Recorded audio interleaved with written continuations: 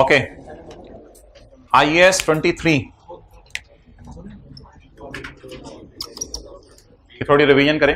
IAS 23 एक standard था जो ये कहता था कि अगर आपके एसेट को बनने में अच्छा खासा अरसा लगे तो आप उतने अरसे के इंटरेस्ट को एसेट की कॉस्ट में डाल दें अगर आपने लोन लेकर एसेट बनाया है। अगर आपने लोन लेकर एसेट बनाया है तो IAS 23 बस, ठीक है। IAS 23 एक स्टैंडर्ड था जो ये कहता था कि अगर आपके क्या कर रहे हो, चार्जिंग पे लगा रहे हो, नहीं हो रही चार्जिंग, ठीक है कोई नहीं मसला। तो IAS 23 एक स्टैंडर्ड था जो ये कहता था, ये उधर देख लें, तो कह रहे हैं सफाई हो रही है, होगी सफाई, जो ये कहता था कि अगर आप लोन लेके एसेट बनाएं तो उस लोन के ऊपर जो इंटरेस्ट पे करेंगे उस इंटरेस्ट को एसेट की कॉस्ट में ऐड करेंगे। क्वेश्चन 26 निकालें प्रैक्टिस का।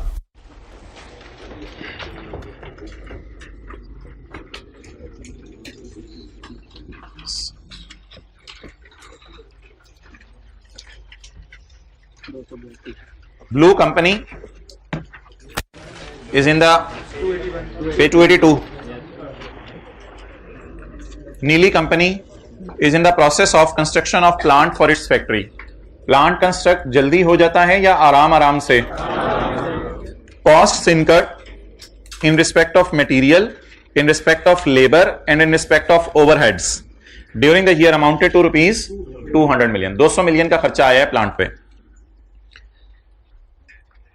फॉर दिस प्रोजेक्ट, इस प्रोजेक्ट के लिए एंटिटी है specifically acquired a bank loan. Entity ने खास तौर पे एक बैंक लोन लिया था ड्यूरिंग द ईयर जिसके ऊपर आपने इंटरेस्ट और लोन प्रोसेसिंग चार्जेस यानी बैंक चार्जेस पे किए हैं 12 मिलियन के, और further 5 million was earned by investing surplus funds available from bank loan. Bank loan से जो पैसे आपके पास, असल में बैंक लोन लेके आप फौरन प्रोजेक्ट में नहीं डाल देते, बैंक लोन लेके आप आहिस्ता आहिस्ता प्रोजेक्ट में डालते हो। तो बैंक लोन से जो पैसे बचे हुए थे वो आप कहीं डाल के इंटरेस्ट इनकम कमा रहे थे। तो ये तो मोहतरम ईंट बजरी सीमेंट का खर्चा हो गया 200 मिलियन। ये 200 मिलियन आपकी जेब से मजदूरों को पैसे गए होंगे या आपने ईंटें खरीदी होंगी। तो ये 200 मिलियन पाया या खोया? खोया, आपकी जेब से गया।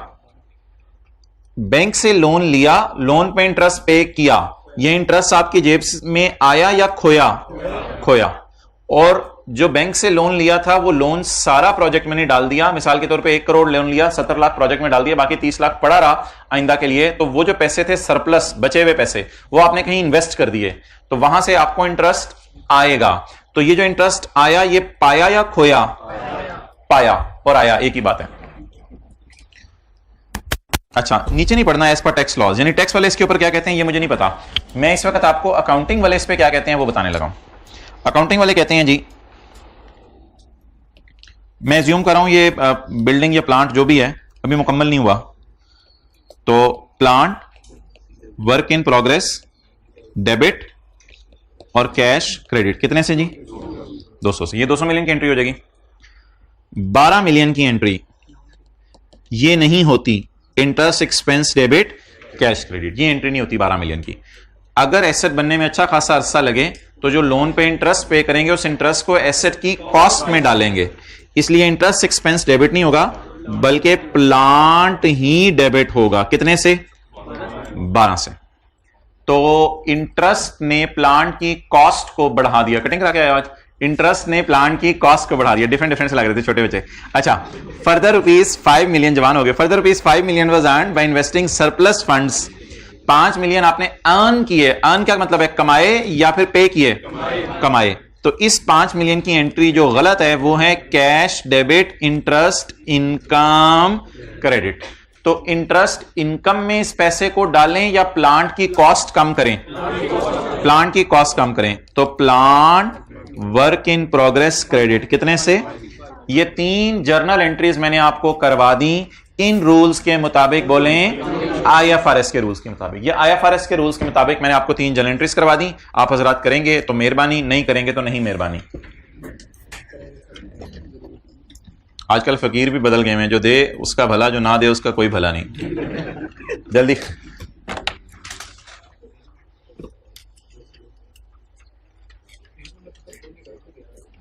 ये सारा करने के बाद मुझे बताएं प्लांट की कॉस्ट कितनी है? 207।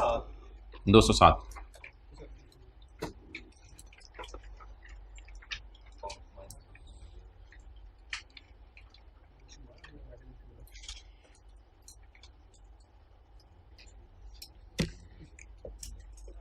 जी।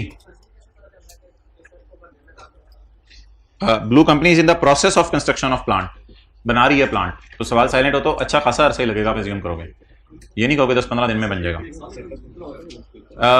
ये जो है ना क्या कहते हैं, उसमें लिखा हुआ है IS 23 के अंदर कि क्वालिफाइंग एसेट वो होते हैं which takes a substantial period of time, तो वो अच्छे खासे अरसे को उसने डिफाइन नहीं किया हुआ, इसलिए एक जजमेंटल सी चीज़ है, 3-4-5 महीने भी लग जाए तो अच्छा खासा अरसा ही होता है।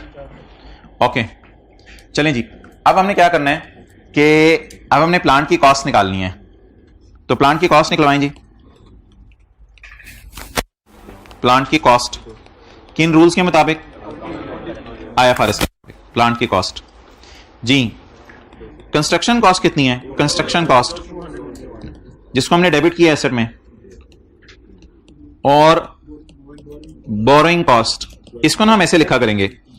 मुझे बताएं कितना इंटरेस्ट पे किया? 12। कितना कमाया? 5। तो 12 - 5 कितना डालने हैं एसेट की कॉस्ट में? तो एसेट को बैलेंस शीट में हम कितने पे शो करें वर्क इन प्रोग्रेस के तौर पे? 207। ये अकाउंटिंग रूल्स के मुताबिक कॉस्ट निकली है या बुक वैल्यू निकली है? कॉस्ट निकली है। डिडक्शन रेट अभी शायद इसलिए उसने नहीं हमें दिया कि प्लांट अभी वर्क इन प्रोग्रेस है। So this is the accounting treatment and in balance sheet you will find 207। 200 भी आपकी जेब से गया, जमा 12 भी आपकी जेब से गया, और 5 आपकी जेब में आया, तो इसको कहते हैं net borrowing cost, net interest. Net interest, net क्या मतलब? इसमें इंटरेस्ट एक्सपेंस भी है और इनकम भी है, लेकिन खर्चा इनकम पे गालिब आ गया।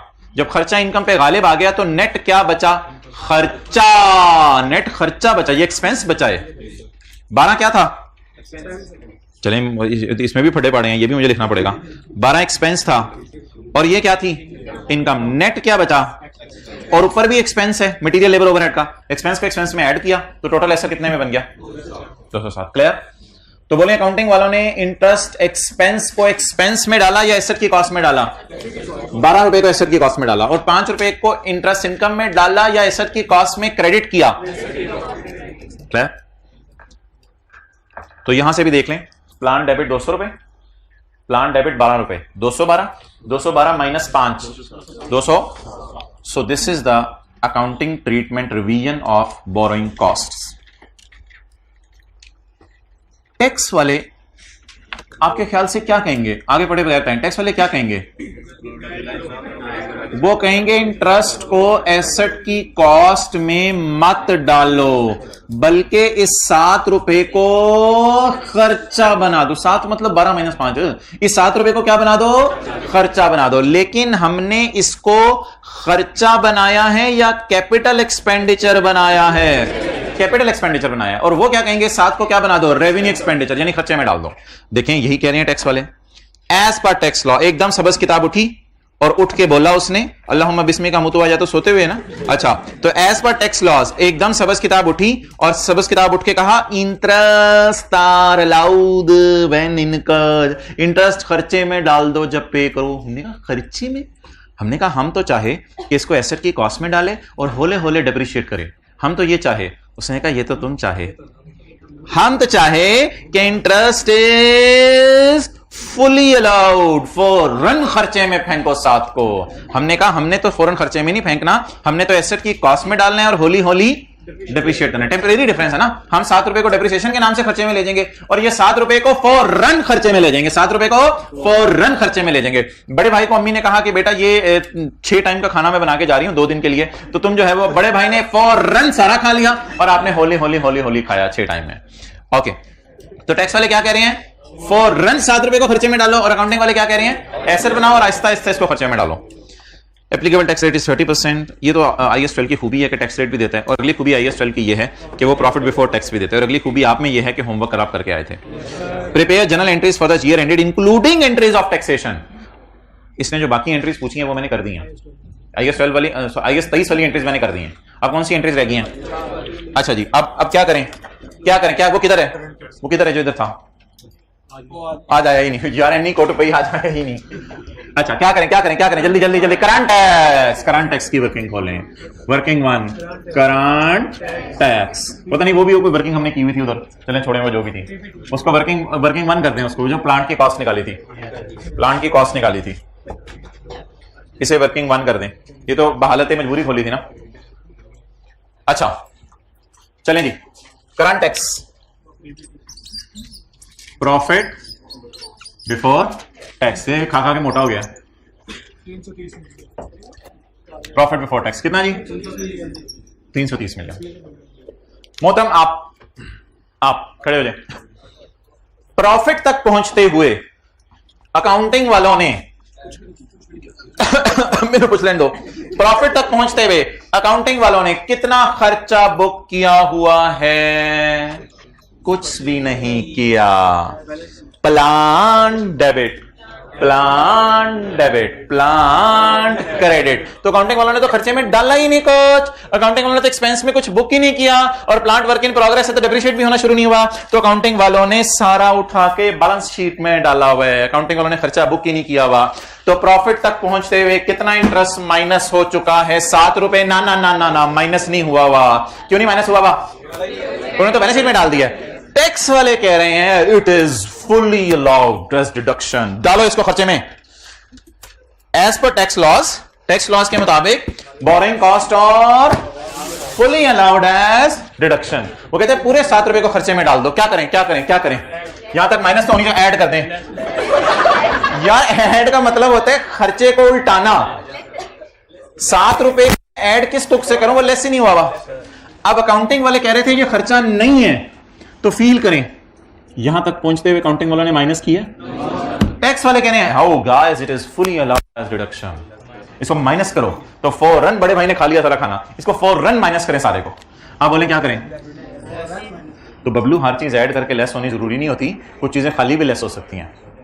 लेस इंटरेस्ट एक्सपेंस, नेट कितने? नेट 7। अलग अलग इनकम और एक्सपेंस से नहीं खेलना, नेट से खेलना है जी। कितना? 7 337 323। It is taxable profit. आज क्या है? IS 12 का तड़का IS 23 के साथ जी। टैक्स बोलें, मैं कह रहा हूं टैक्स बोलें एट द रेट ऑफ 30%, 97। अब कौन सी वर्किंग करें? डेफर टैक्स एज ऑन वाली या डेफर टैक्स का टी अकाउंट बनाएं? डेफर टैक्स एज ऑन वाली। Working number 3। डेफर टैक्स पता नहीं लायबिलिटी निकले, पता नहीं एसेट बने। एज ऑन 31/12 डेट्स नहीं दी हुई, तो ऐसा 31/12 जी। Plant work in progress. Carrying amount तो मैंने वर्किंग 1 में निकाली भी है। कैरिंग अमाउंट बताएं कितनी है? 200। हमने तो सारी चीजों को कैपिटलाइज किया हुआ है। Carrying amount 207।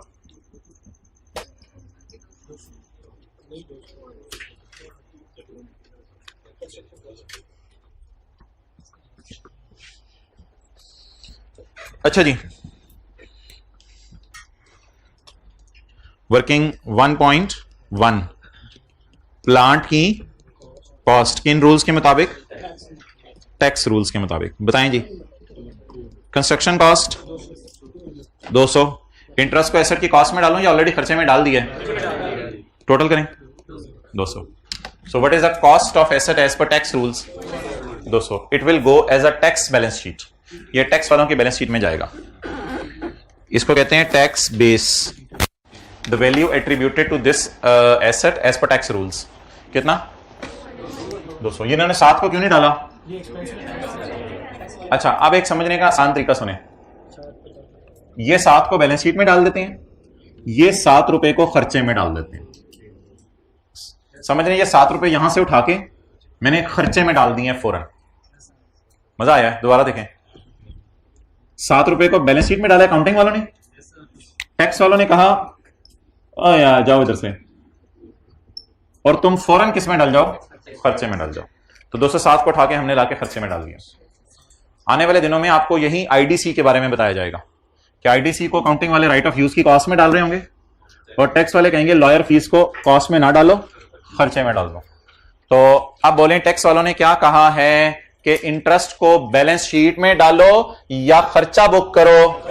हम अकाउंटिंग वालों ने खर्चा बुक नहीं किया हुआ था, हमने कर लिया, खत्म। अब आगे तो वो फॉर्मेलिटीज हैं, टीटीडीज जो भी हैं वो आप निकाल लें। ये रूल कौन सा लगेगा? रूल 1 लगेगा। If carrying amount of asset is greater than tax base of asset then it is called as TTD. जी बिल्कुल। अकाउंटिंग वाले डेप्रिसिएशन रिकॉर्ड करना शुरू करेंगे जब ये वर्क इन प्रोग्रेस का वर्ड इसके साथ हट जाएगा। जब प्लांट पूरा बनेगा डेप्रिसिएट करना शुरू करेंगे, तब लाइफ भी दी होगी। रूल नंबर 1 लगेगा, इसलिए इसका नाम क्या होगा? टीटीडी। लॉजिक पे सुन लें। अच्छा जी, अकाउंटिंग वाले फ्यूचर में कितना डेप्रिशिएट करेंगे?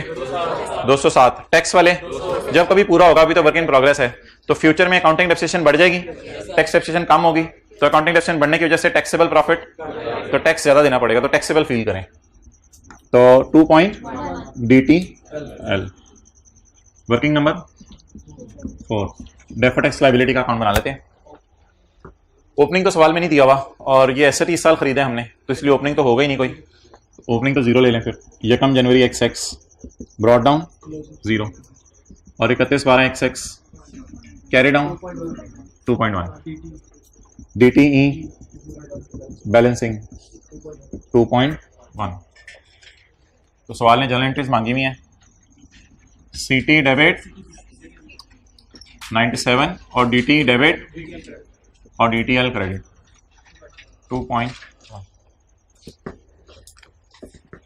इससे ऊपर वाली 3 एंट्रीज भी करनी थी, वो जो प्लान डेबिट कैश क्रेडिट वगैरह।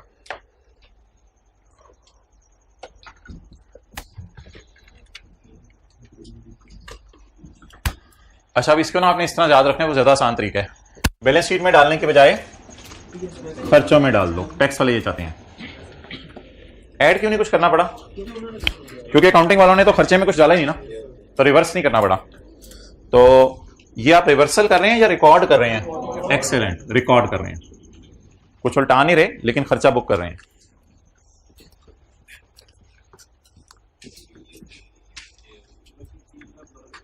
वर्किंग 3 देख लें जी। अच्छा, सवाल के अंदर अगर ब्रॉड डाउन ना दिया हो ना, तो हम वर्किंग 3, ओहो वर्किंग 3 में तो कुछ भी नहीं था। अकाउंटिंग वालों की बैलेंस शीट में 7 रुपए एसेट की कॉस्ट में जाएंगे और टैक्स वालों की बैलेंस शीट में 7 रुपए एसेट की कॉस्ट में नहीं जाएंगे। यहां तक बात सिंपल है। और आगे रूल 1 है, if carrying amount of asset is greater than tax base of asset then it is called as taxable temporary difference. और अगली बात हमने ये पढ़ी थी कि अगर कभी अकाउंटिंग वाले फ्यूचर में 260 डेप्रिशिएट करेंगे, टैक्स वाले फ्यूचर में 200 डेप्रिशिएट करेंगे। इसकी वजह से अकाउंटिंग वालों की डेप्रिसिएशन 7 रुपए से बढ़ जाएगी। जब अकाउंटिंग डेप्रिसिएशन फ्यूचर में ज्यादा आएगी तो टैक्सेबल प्रॉफिट बढ़ जाएंगे। जब टैक्सेबल प्रॉफिट बढ़ जाएंगे तो ज्यादा टैक्स देना पड़ेगा, इसलिए इसका नाम है टैक्सेबल टेम्परेरी डिफरेंस। और इसके बेटे का नाम डेफर्ड टैक्स लायबिलिटी। अब ये 31/12 का बैलेंस निकला है, वो कितना है? ब्रॉड डाउन के बारे में कोई इंफॉर्मेशन नहीं, 0 कितना 22.1 बैलेंसिंग।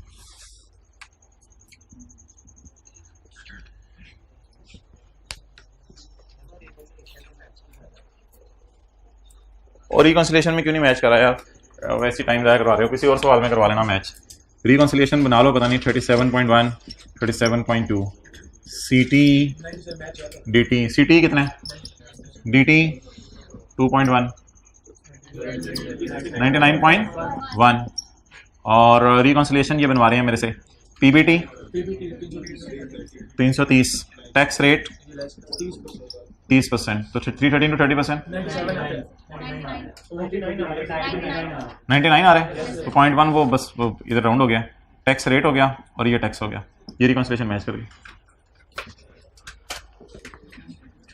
0.1 क्लास के बाद 7 वाले को दे दीजिएगा।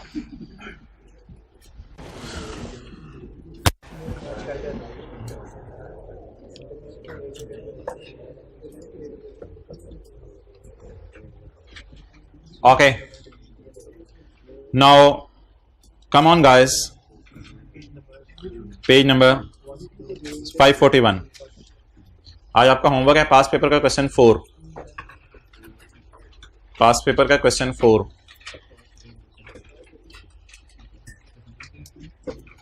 Triangle limited was incorporated in 2017, page number 542।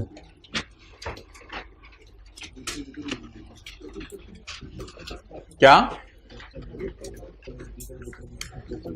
Accounting difference इसलिए चार्ज नहीं की कि अभी वर्क इन प्रोग्रेस है? क्यों आएगा? नहीं आएगा, ये आरजी सा फर्क है, उसकी जगह इंटरेस्ट कर देते हैं, तो परमानेंट डिफरेंस तो नहीं है। अकाउंटिंग वाले 7 रुपए को फौरन खर्चे में डालेंगे या कई सालों में डेप्रिशिएट करेंगे? तो टेम्परेरी सा फर्क है। फर्ज करो 7 साल हैं तो 1-1 रुपया करके हर साल इस 7 रुपए को डेप्रिशिएट कर देंगे। ओके, परमानेंट डिफरेंस दो ही हैं, एग्जैम्प्ट इनकम और डिडक्शन नेवर अलाउड। ये तो डिडक्शन टैक्स वालों ने अलाउ कर दिया, बल्कि फौरन ही कर दिया। टैक्स वाले जिद्दी नहीं थे कि 7 रुपए माइनस नहीं करने देंगे, कह रहे थे अभी माइनस कर लो। Triangle limited was incorporated in 2017। The following information has been gathered for the preparing the disclosure related to taxation for the year ended 31 December 2018। Incorporate कब हुई थी? 17 में। और ये डेटा किस साल का है? 2018 का। और सवाल की रिक्वायरमेंट भी किस साल की है? 2018 की। लेकिन सवाल की रिक्वायरमेंट में नोट भी मांगा हुआ है और डीटीएल और ए वाली कैलकुलेशन भी मांगी हुई है, जिसे हम वर्किंग में करते थे, लेकिन अब वो working carrying amount tax base वाली कैलकुलेशन, डीटीएल और ए की in respect of each temporary difference. अच्छा, आपको हर टेम्परेरी डिफरेंस का अलग अलग डेफर टैक्स निकालना पड़ेगा। यानी सवाल हम तो क्या करते थे, टीटीडीज और डीटीडीज को जमा करते थे और जमा करके एक ही दफा डीटीएल डीटीए निकालते थे। ये कह रहे थे बार बार निकालें, तो ये अब वो कह रहे हैं एज एट वाली, यानी ये वर्किंग आपसे मांग रहे DTL/A एज ऑन वाली। तो इसलिए अब हम इसको वर्किंग में नहीं बनाएंगे, अब हम इसको सवाल की रिक्वायरमेंट बी के तौर पर सॉल्व करेंगे। अच्छा, नोट बनाना है तो करंट टैक्स की वर्किंग भी बनानी पड़ेगी, क्योंकि नोट में सीटी भी जाएगा। तो 2018 का सवाल सॉल्व करना है। प्रॉफिट बिफोर टैक्सेस 125 मिलियन करें, चलो।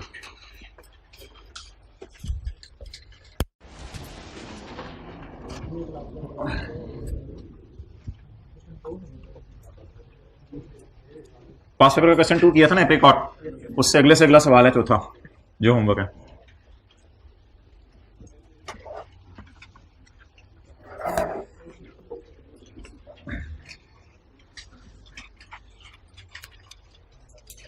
ये आज सबसे पहला आपको होमवर्क, एक अच्छा होमवर्क दिया गया एग्जाम लेवल का, तो इसको आपने करके आना है जी। वर्किंग 1 करंट टैक्स, हाँ जी 125। अच्छा, सवाल की रिक्वायरमेंट ए मैं इधर सॉल्व कर दूंगा और वो नोट बनाना है। रिक्वायरमेंट बी में इधर सॉल्व कर दूंगा जहां मैं वो करता था, defer tax liability slash as on 31/12/18। अच्छा जी, लेट्स स्टार्ट। ऑन 1 जनवरी 2018 को, साल के पहले दिन, अकाउंटिंग बीवी का लेवल हाई है टैक्स वालों की बीवी से, और अकाउंटिंग वालों की बीवी टैक्स वालों की बीवी से कद में 50 फुट ज्यादा है, ₹50 मिलियन। तो अकाउंटिंग वालों की बीवी आसमानों पे पहुंची हुई है एज कंपेयर टू टैक्स वालों की बीवी।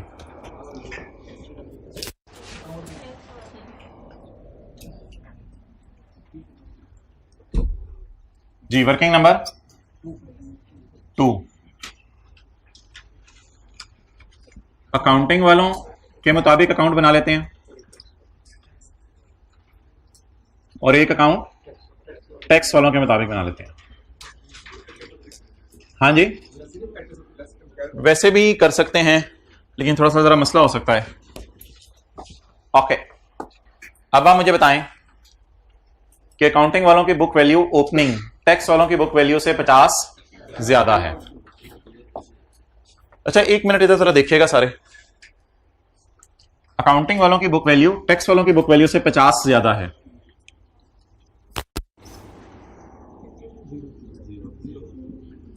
अगर अब मैं वो वाला फिक्रा जाके पढ़ूं तो कोई गलती है या बिल्कुल सही हो रहा है?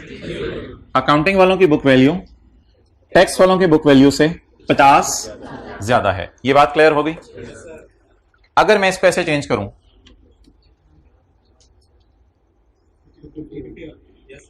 क्या अभी भी ये बात सही है? अकाउंटिंग वालों की बुक वैल्यू टैक्स वालों की बुक वैल्यू से 50 रुपए ज्यादा है। लेकिन मेरी कोशिश होगी कि पेपर में अजम्पशंस ना लेनी पड़े, कोई चीज अज्यूम मैं ना करूं। क्लियर? आगे मूव करते हैं। टैक्स वालों की डेप्रीसिएशन अकाउंटिंग वालों की डेप्रीसिएशन से 15 ज्यादा है, इधर टैक्स वाले बढ़ गए हैं।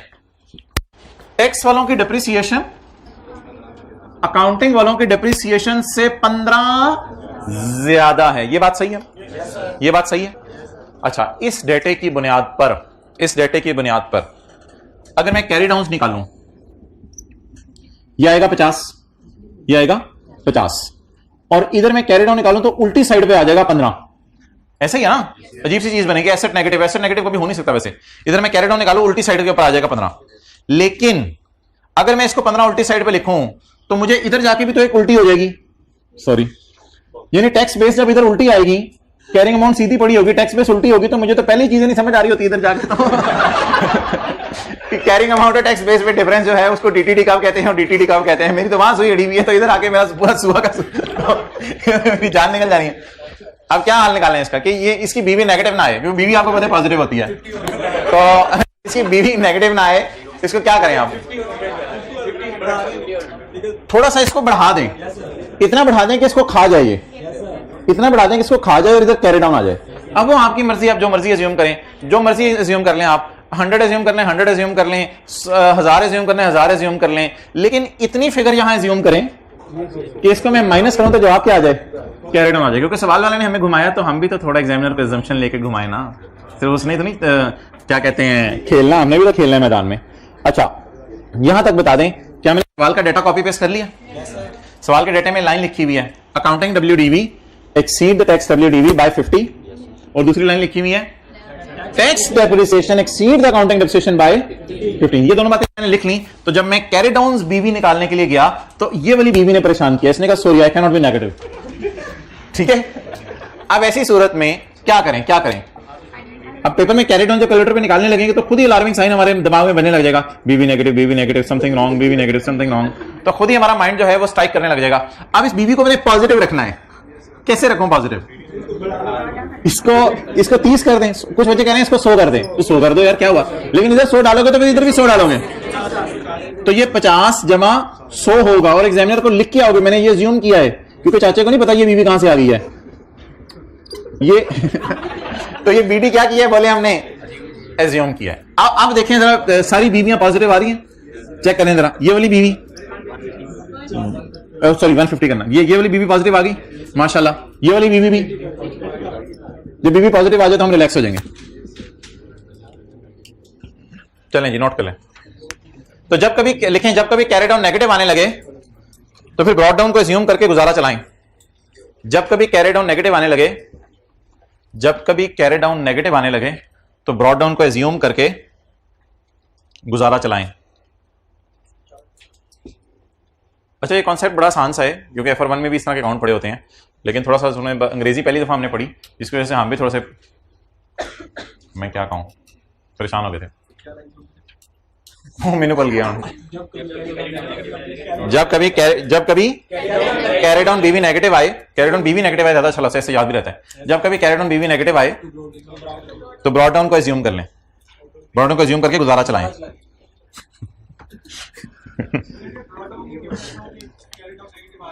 क्या? तो फिर ब्रॉड डाउन को और बढ़ा दो। नहीं, फिर क्या, नहीं ऐसा पॉसिबल नहीं है, वो जो बात करो फिर पॉसिबल नहीं है।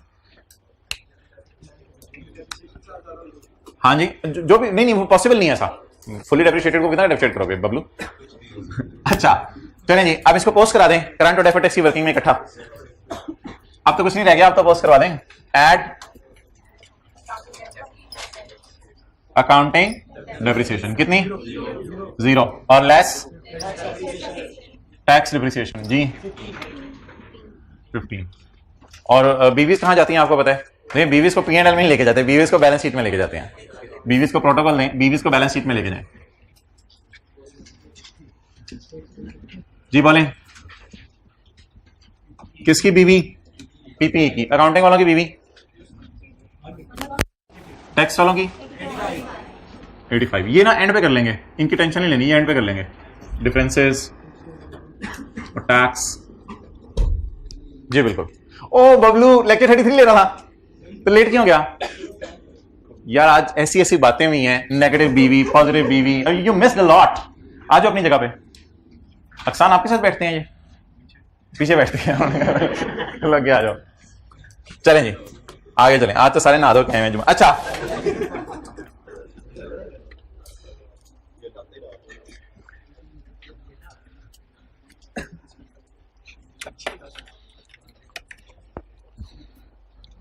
यार से कहो ये कीबोर्ड खराब हो गया लगता है। अच्छा जी, पॉइंट 4 को भी मैं जरा साइड पे रख रहा हूं। पॉइंट 5 और 6 की सेम ट्रीटमेंट है। अच्छा जल्दी फारिग हो जाएंगे, बहरहाल फारिग हुए क्या फारिग होने। चलें 5 6 पढ़े जल्दी जल्दी। पॉइंट 5 और 6 पढ़े, बी क्विक। पॉइंट 5 और 6 बोरिंग कॉस्ट क्या होती है? इंटरेस्ट। 7 रुपए का 2 रुपए का? 2 रुपए का। पिछले सवाल में 7 रुपए का था, इस सवाल में कितने रुपए का? बोरिंग कॉस्ट ऑफ दो वॉज कैपिटलाइज्ड। कैपिटलाइज किसने की होंगी? IFRS वालों ने। बोरिंग कॉस्ट ऑफ दो was capitalised on an under construction building. बता दें जी, बोरिंग कॉस्ट को अंडरलाइन करके इंटरेस्ट एक्सपेंस लिखें। बोरिंग कॉस्ट को अंडरलाइन करके लिखें इंटरेस्ट एक्सपेंस। इंटरेस्ट एक्सपेंस दो का इंटरेस्ट एक्सपेंस क्या हो चुका है? कैपिटलाइज हो चुका है। बोरिंग कॉस्ट, ये वो उसका नंबर है किसी का जिसका कल बुलाया था व्हाइट बोर्ड पे? कॉल मिलाओ जरा उसे, नंबर दो मुझे। 03 जल्दी जल्दी। हाँ जी, तो बोरिंग कॉस्ट अकाउंटिंग वालों ने कहां डाल दी है? बोले कैपिटलाइज कर दिया है। Borrowing cost is allowed for tax purposes in the year in which it is। लेकिन ये लोग क्या कह रहे हैं? हाँ 03 12 47 1 4970 कर लिया है? कर लिया भाई, नंबर पूरा लिखवाओ। ये सोच रहे हैं मैं भी कल छुट्टी करूं। मुमकिन नहीं, बराए मेहरबानी 310 पर हमारे कॉल सेंटर से खड़े हो जाओ, शर्म नहीं आती। अच्छा जी बताएं, boring cost is allowed for tax purposes in the year in which it is. Tax वाले क्या कहते हैं जी? इसको क्या कर लो? Is allowed. अलाउड के साथ लिखा करें फुली अलाउड, यानी पूरा माइनस कर लो। Boring cost is fully allowed, allowed as deduction। अंग्रेजी वो जो सर चढ़ के बोले, borrowing cost is fully allowed as deduction for tax purpose in the year in which it is। अच्छा अकाउंटिंग वालों ने कहां डाला हुआ है? कैपिटलाइज किया हुआ 2 रुपए। अच्छा इधर पूरे बिल्डिंग की कॉस्ट दी है या सिर्फ इंटरेस्ट दे दिया है? 207 रुपए दिए हैं या खाली 7 दिए हैं? खाली 7 दिए हैं। अकाउंटिंग वालों ने 2 रुपए किधर डाले हुए हैं? बैलेंस शीट में। was capitalised. अकाउंटिंग वालों ने कैपिटलाइज किए हैं। टैक्स वाले क्या कह रहे हैं? इसको खर्चे में डाल लो। यही तो आपको थोड़ी देर पहले मैंने बताया था। इधर देखें क्या किया था, पहले ऊपर देखें, इधर लिखा था 207, इधर 207 का 7 was fully allowed as reduction as per tax rules. और इधर क्या करें? इधर अब वो बिल्डिंग का कंस्ट्रक्शन के खर्चे तो दिए नहीं। Accountants have capitalised the interest, however tax authorities are saying it is not asset, rather it should be expensed। 100% वही काम किया जो भी किया था।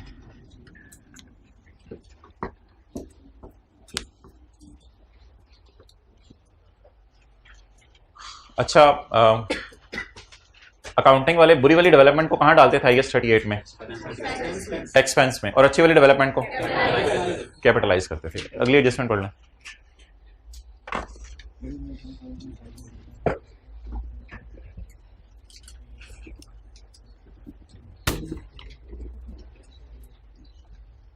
ड्यूरिंग हमारा साल 5 मिलियन हैज बीन कैपिटलाइज्ड। तो कैपिटलाइज तो अकाउंटिंग वालों ने कर दिया होगा एज डेवलपमेंट एक्सपेंडिचर। कौन सी डेवलपमेंट होगी? अच्छी वाली। तो development work in progress accounting वालों ने क्या कर दी? अब देखते हैं IAS 38 के इसके बारे में टैक्स क्या कहते हैं। लेकिन फिलहाल मुझे अकाउंटिंग वालों का बता दें क्या किया है। अच्छा कीबोर्ड लेके आ गए, मैंने कहा पूरी टीम आ गई है। देख लें कीबोर्ड कैसे लगता है। कैमरा उधर करें, हाइब्रिड वाले भी देख लें, ऑनलाइन वाले भी देख लें। पोर्ट भी दिखाओ, कंट्रोल एस्केप दबाओ, विंडोज डी दबाओ, अच्छा, ये लैपटॉप की पोर्ट में तो नहीं मसला आ गया? दूसरी पोर्ट में लगाओ।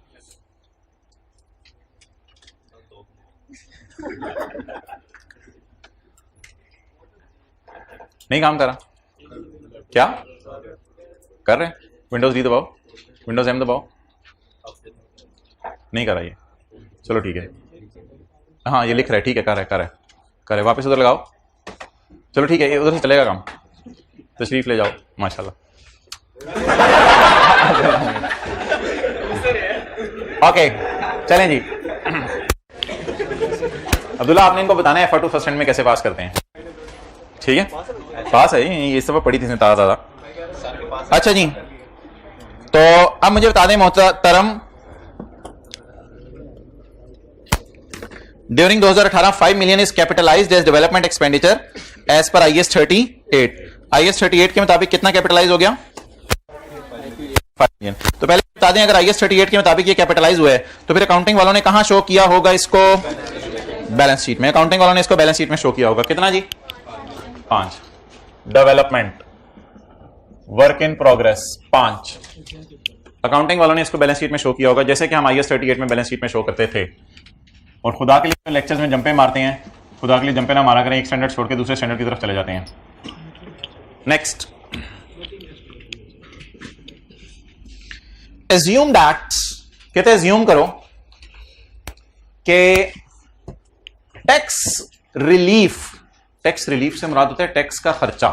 रिलीफ इसलिए लफ्ज़ यूज कर रहे हैं। अच्छा, रिलीफ दो मानों में इस्तेमाल होता है। अगर कोई ऐसा टाइप चीज हो तो उसे टैक्स वाले खर्चे में लेके जाते हैं, अगर कोई आने वाली चीज हो तो उसे इनकम में लेके जाते हैं। तो टैक्स रिलीफ से मुराद है यहां टैक्स खर्चा। एज्यूम दैट टैक्स खर्चा ऑन दिस खर्चा is allowed fully in the period in which it is। Tax वाले कहते हैं फुली खर्चे में ले जाओ। किस में ले जाओ? फुली खर्चे। assume that tax relief on this खर्चा is taken in 100% in the year in which it is। तो इसका मतलब है टैक्स वाले इस डेवलपमेंट को नफरत की आंख से देख रहे हैं और कह रहे हैं फौरन इसे उठा के कहां डाल दो? खर्चे में डाल दो। वही बात जो भी थोड़ी देर पहले किसके बारे में की थी? इंटरेस्ट के बारे में की थी। तो बताएं टैक्स वाले क्या चाहते हैं? इस 5 को कहां डालें? खर्चे में। अगर टैक्स वाले इसको खर्चे में डाल रहे हैं, क्या यहां पर आप 5 जब लिखने लगेंगे तो आपके हाथ कांप जाएंगे? बोले जल्दी, आपके हाथ क्यों कांपेंगे? बोले बोले, क्यों कांपेंगे आपके हाथ?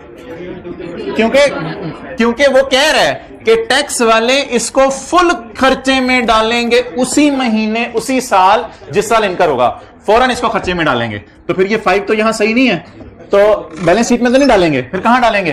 खर्चे में। लेकिन अकाउंटिंग वालों ने तो खर्चे में डाला नहीं, तो उल्टाने के चक्कर में पड़ना नहीं। तो अब क्या?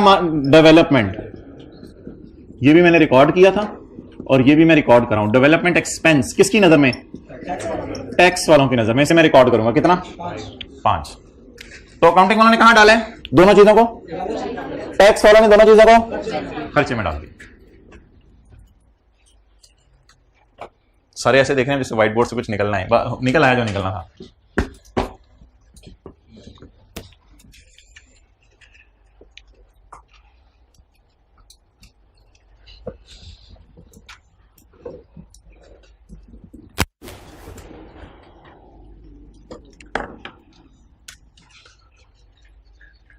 ओके,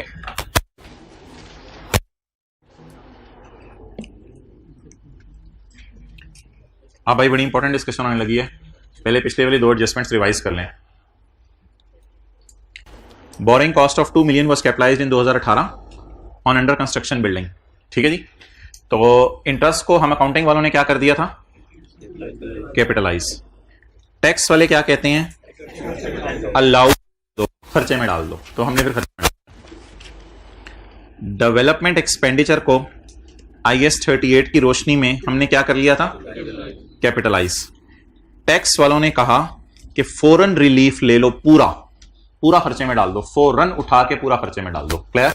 तो हमने फौरन इसको उठा के पूरा 5 मिलियन को कहां डाल दिया? खर्चे में डाल दिया। क्लियर? डन? ओवर? अच्छा, अब मैं आपको 3-4 सवाल करवाने लगा हूं, तो आपने उनके जवाब देते रहना है। छोटे छोटे सवाल होंगे, फिर हम अगली एडजस्टमेंट की तरफ करेंगे।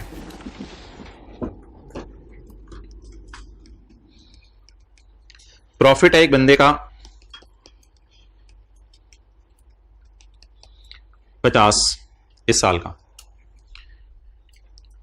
It include exempt interest income ₹10। Done. अच्छा, टैक्स रेट हमारा जो जनरल है, जनरल होता है यानी कि जो आजकल सब सारे लोगों का टैक्स रेट है, इसको जनरल टैक्स रेट कहते हैं, वो 30% है। डन। चलें जी, करंट टैक्स मुझे निकाल दें। करंट टैक्स पीबीटी पकड़ें 50, पीबीटी पकड़ें 50, प्रॉफिट तक पहुंचते हुए कितनी इंटरेस्ट इनकम डली हुई है? 10। डली हुई इनकम को क्या करें? निकाल दें, लेस इंटरेस्ट इनकम कितनी? 10। क्या जवाब आ गया? 40 taxable.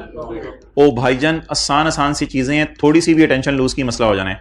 Taxable profit, tax at the rate of, आप 50 पे क्यों टैक्स निकाल रहे हैं? 40 पे क्यों टैक्स? 50 पे क्यों नहीं टैक्स निकाल रहे? 40 पे क्यों निकाल रहे हैं? ये मैं कौन सी वर्किंग आपके सामने कर रहा हूं? करंट टैक्स की वर्किंग कर रहा हूं। जवाब 12। डन। क्वेश्चन ही नोट करें रजिस्ट्री पे।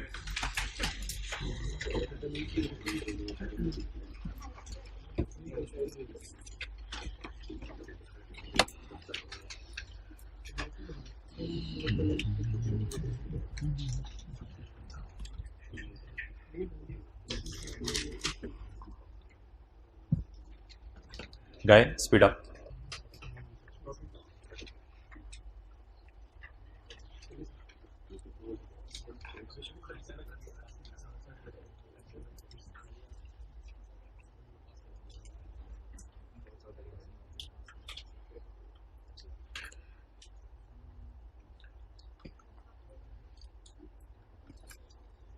चलें जी आगे।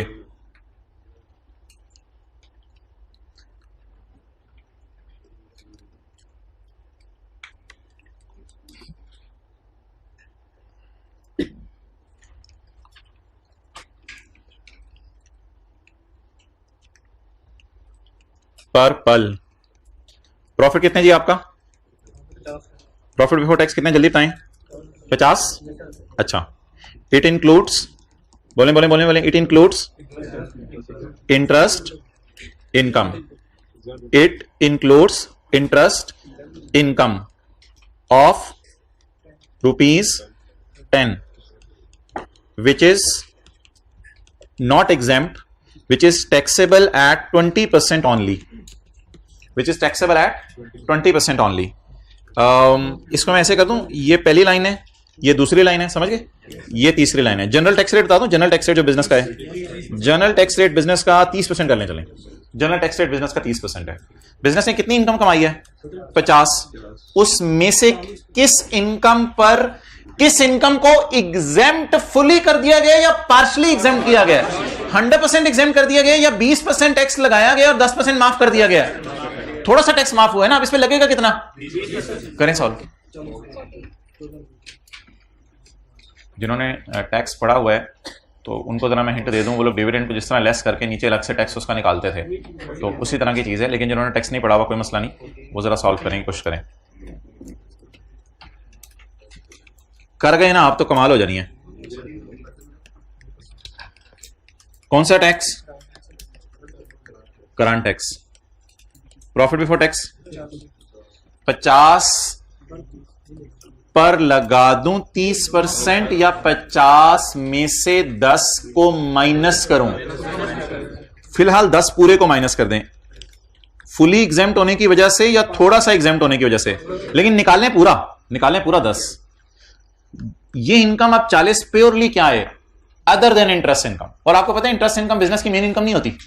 इंटरेस्ट इनकम तो ऐसे ही बैंक में को पैसे रखवा के कमाई जाती है।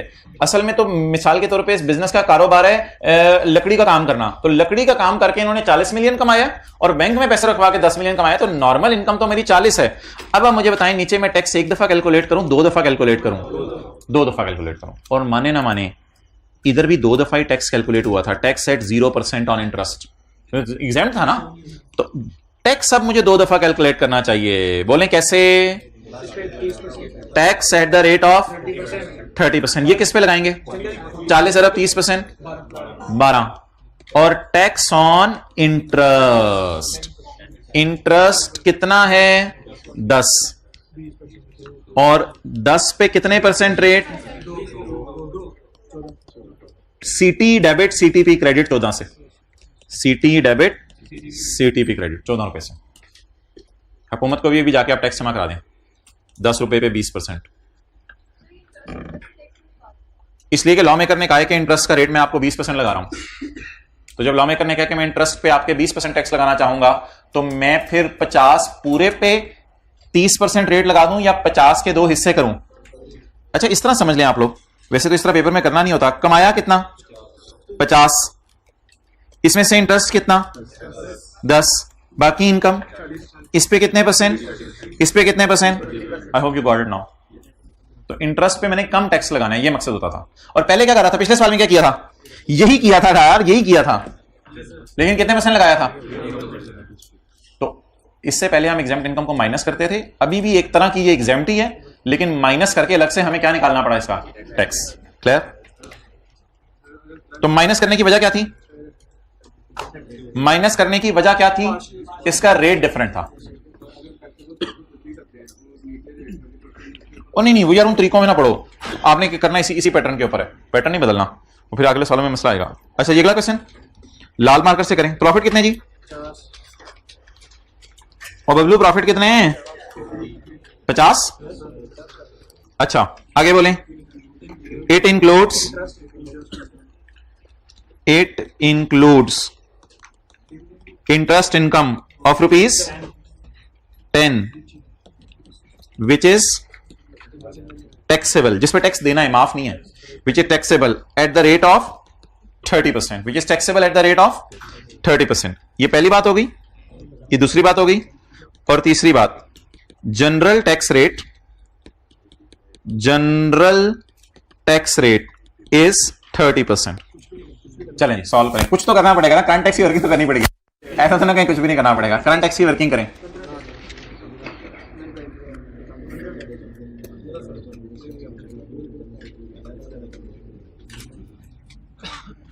इंटरेस्ट पे हुकूमत ने कितना टैक्स लगाया? 30%। बाकी इनकम्स पे भी लकीली हमारे कितने परसेंट टैक्स रेट है? 30%। करंट टैक्स की वर्किंग में आपको तंग करने के लिए 2 तरीके से करूंगा। पीबीटी कितना?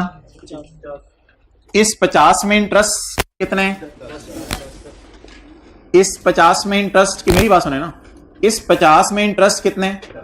10। उस 10 पे हम क्या रेट लगाना चाहते हैं? और जो बाकी 40 बचेगा उस पे भी क्या लगाना चाहते हैं? तो अगर मैं इसको कुछ भी ना करूं और यही मेरा टैक्सेबल प्रॉफिट आ जाए और इसके ऊपर मैं रेट लगा दूं एट द रेट ऑफ 30%, तो क्या कोई गलती या बिल्कुल सही है?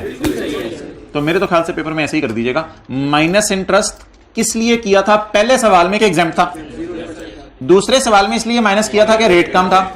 इस सवाल में 50 में से माइनस करके इसके साथ करना क्या है? जो 50 के साथ करना है, जो 50 के बाकी के साथ करना है, तो फिर इसके साथ भी वही सलूक करना है, तो माइनस करने की कोई तुक नहीं बनती। लेकिन अगर आपको ज्यादा मसला है तो फिर 15 रुपए का टैक्स लंबे तरीके से निकाल लें। अगर किसी को ज्यादा तक लीफ है तो फिर वो क्या करे?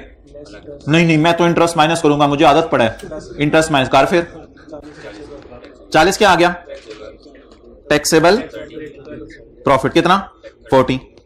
इसके ऊपर टैक्स लगाएं 30%, 12। और टैक्स ऑन इंटरेस्ट, इंटरेस्ट कितने? 10 ज़रब 30%, 3, 12 जमा 3, 15। तो रूल ने तो रूल हमारे साथ आके भालू रूल।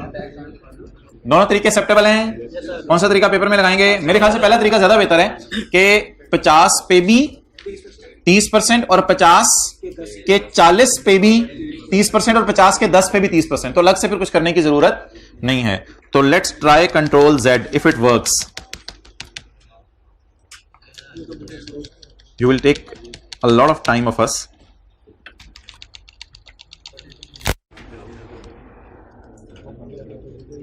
लेकिन गुनाहों में ऐसा नहीं है, आप जितनी मर्जी माफी मांगे साला अंडू होता रहेगा, अंडू रुकेगा नहीं। अच्छा, पीबीटी 50 और टैक्सेबल प्रॉफिट 50 और tax at the rate of, यार इसमें इंटरेस्ट पे भी 30 लग जाना अगर आपने 30 लगवा रहे हैं तो आप लेट इट बी, जरा इस तरह करें, कंधे थोड़े से ऊपर करके, let it be, no problem at all. Clear? अब अगर मैं आपको कहूं कि एडजस्टमेंट नंबर 4 और 7 पढ़ के मुझे कर दें, तो आप कर देंगे या नहीं करेंगे? करें ट्राई।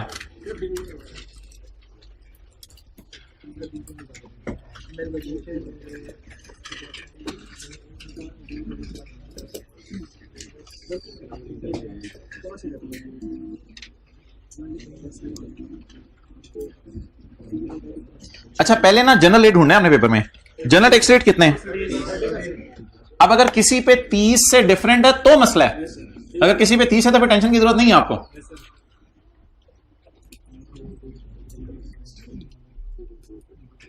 अच्छा मुझे ना सीटी डेबिट सीटीपी क्रेडिट आपने एंट्री की अमाउंट बतानी है, आप पूरा वर्किंग वन फारक कर दें। वर्किंग वन तो सारी होगी खत्म मेरी तरफ से, सिर्फ ये एडजस्टमेंट रहेगी थी, वो मैंने आपको टाइम दे दिया, 2-3 मिनट लगाएं और सीटी debit CTP credit general entry कर दें।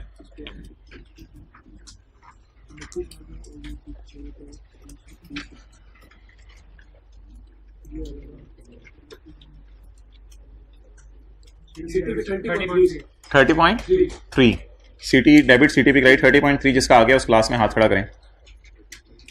वेल डन, दो लोगों को उस क्लास में भी आ गया है सीटी डेबिट सीटीपी क्रेडिट।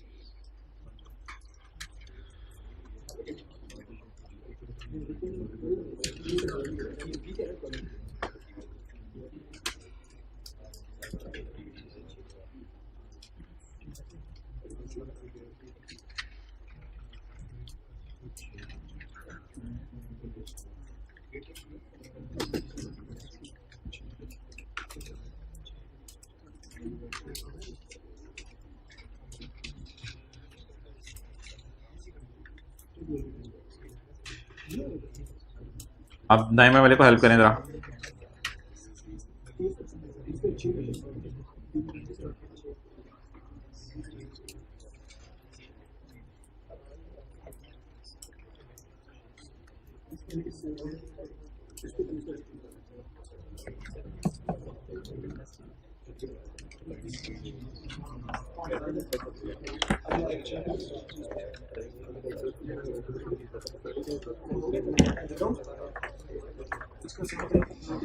ओके चलें जी, इधर देखें। प्रॉफिट तक पहुंचते हुए अदर इनकम के अंदर 6 रुपए का डिविडेंड पड़ा है जिसका रेट 20 है, जिसका रेट 20 है। मैंने सारी इनकम्स पे क्या रेट लगाने? 30, और डिविडेंड पे लॉ मेकर क्या लगवाना चाह रहे? 20। तो मुझे बता दें, क्या मैं ये कह सकता हूं कि डिविडेंड 6 मिलियन वाले पे हुकूमत मेरे से सिर्फ 20% टैक्स मांग रही है? तो क्या प्रॉफिट्स में 6 का डिविडेंड पड़ा रहने दूं या माइनस करके अलग से 20% लगाऊं? पड़ा रहने दूं इसमें 6 या माइनस करके 20% लगाऊं? माइनस करने की वजह यह कि जिसमें से जब 6 माइनस करेंगे तो 6 इसमें से बाहर निकल जाएगा, और एंड पे इंशाल्लाह मुझे उम्मीद है मैं सही जगह पे लिख रहा हूं, ऊपर भी 2-3 लाइनें आनी है, मैं इस पे अलग से रेट लगाऊं। Tax on dividend eight the rate of 20%, 6 into 20%, 1.2। ये किस पर टैक्स आ गया? Dividend per. Clear? Other income में 10 का इंटरेस्ट पड़ा है, मेरी सारी इनकम्स का रेट 30% है, हुकूमत कह रही है इंटरेस्ट पे भी 30% ही दे दो। ये तो क्वेश्चन 3 जैसा सिनेरियो हो गया, अभी जो शॉर्ट क्वेश्चंस किए थे ये तो 3 जैसा सिनेरियो हो गया। तो बोले 10 रुपए के इंटरेस्ट इनकम पर जो मेरा रेट लगना चाहिए वो भी 30 है। तो मैं ये कह रहा था कि डिविडेंड जो है, सॉरी इंटरेस्ट की बात चल रही थी, तो इंटरेस्ट की बात चल रही थी कि इंटरेस्ट पर कितने परसेंट टैक्स हुकूमत मांग रही है? 30। क्या ये इंटरेस्ट मेरे प्रॉफिट्स में पड़ा है? मेरे सारे प्रॉफिट्स पे रेट कितना लगना है? तो इंटरेस्ट पे भी रेट कितना लगना चाहिए? 30। तो इंटरेस्ट को निकाल के अलग से 30% लगाऊं या प्रॉफिट्स में इंटरेस्ट पड़े होने की वजह से 30 खुद ही लग जाएगा? खुद ही लग जाएगा। उन्होंने आधी बात की, खुद ही लग जाएगा, पूरी बात नहीं थी। प्रॉफिट्स में पड़े होने की वजह से 30 खुद ही लग जाएगा। तो इंटरेस्ट को माइनस करके अलग से कोई रेट लगाऊं या इस पे भी 30 ही लगना है? तो इसको निकालने की कोई वजह है? इसको यहां से निकालने की कोई वजह नहीं है। क्लियर होगी ये बात? इसको यहां से निकालने की कोई वजह नहीं है। क्लियर? मिसाल के तौर पे ये देना और मार्कर देना।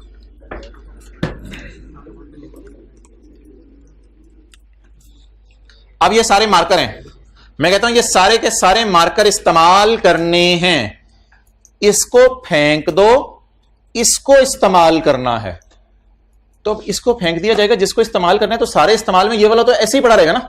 इसको निकालने की तो बनती है बाहर, दोबारा फिट। वो सोच रहे हैं मिसाल का दिया, मिसाल भी फिट नहीं हुई, मिसाल फिट है। अच्छा, ये सारे मार्करों को आपने इस्तेमाल करना है। इस मार्कर को इस्तेमाल नहीं करना, इसको भी करना है। तो इसको पढ़ा रहने दो ना, दोबारा सुने, वो मिसाल ही क्या जो समझानी पड़े। अच्छा, इन सारे मार्करों को आपने इस्तेमाल करना है, इसको इस्तेमाल नहीं करना, इसको करना है। तो इसका मतलब है बाकियों को तो करना ही था, तो इसको पढ़ा रहने दे बीच में। अब सवाल भी यही कह रहा है, कह रहे सारी इनकम्स पर 30 लगाना है सिवाय डिविडेंड के। सिवाय, तो फिर उस पर कितना लगाना है? तो उसको निकाल दे। हाँ, इंटरेस्ट पे भी 30 लगा देना। तो उसको क्या करें? पढ़ा रहने दे, जैसे क्वेश्चन 3 में किया था। तो इसको इसलिए पढ़ा रहने दें। तो इंटरेस्ट इनकम को माइनस नहीं करना, इंटरेस्ट इनकम को माइनस नहीं करना। 97, ये आपके क्या आ गए? टैक्सेबल। ओ यार, इसमें इंटरेस्ट पड़ा हुआ है। खैर है, खैर है, लेट इट बी बोला करें, अब आप बड़े हो जाएं। लेट इट बी 97 इंटू, यार इसमें इंटरेस्ट में भी 30 लग जाएगा। लेट इट बी 99.29.1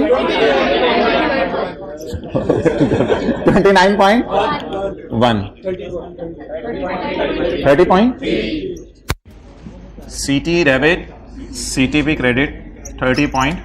ये एंट्री उसने मांगी नहीं हुई, मैंने सिर्फ समझने के लिए किया। अब जो बंदा ये कहेगा जूम मीटिंग में या आप लोगों में से क्लास के बाद आके कि इंटरेस्ट को क्यों नहीं माइनस किया था, तो मैं कुछ भी नहीं करूंगा। मैं लैपटॉप खोलूंगा, उसका सर पकड़ूंगा और पकड़ के, इधर आओ, उसका सर पकड़ूंगा और सर पकड़ के मैं कहूंगा मैं कोई जवाब नहीं दे रहा, मैं कोई जवाब नहीं दे रहा, ये सवाल कर लो, ये सवाल कर लो। कौन जैतून का लगाया हुआ, सरसों का? नहीं, सरसों वाला भी सही होता है, जबरदस्त होता है। अच्छा जी, डन। नहीं, सरोंदानी, सरसों का बोल दें, सरोंदानी। तो आज हमने पहली दफा डिफरेंट रेट्स को देखा। अब तूने अगर इसमें से कोई सवाल पूछा ना, तो मैंने तुझे बुलाना है क्वेश्चन 1 में से, या आपका सवाल होगा, या आपका सवाल क्वेश्चन 2 में से होगा, या आपका सवाल क्वेश्चन 3 में से होगा, लेकिन फिर भी पूछो। चलें ठीक है, इंटरेस्ट माइनस कर देते हैं। मार्कर पकड़ो।